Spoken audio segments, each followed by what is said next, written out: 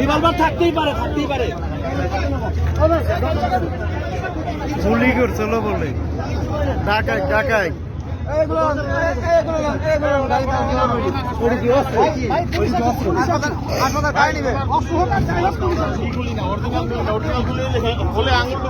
আমরা তো বুঝি না কোনটা বেশি হাত হয় না আর হাত লাগতে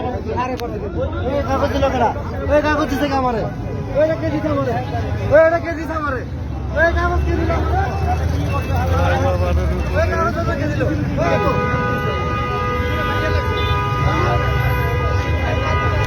এটা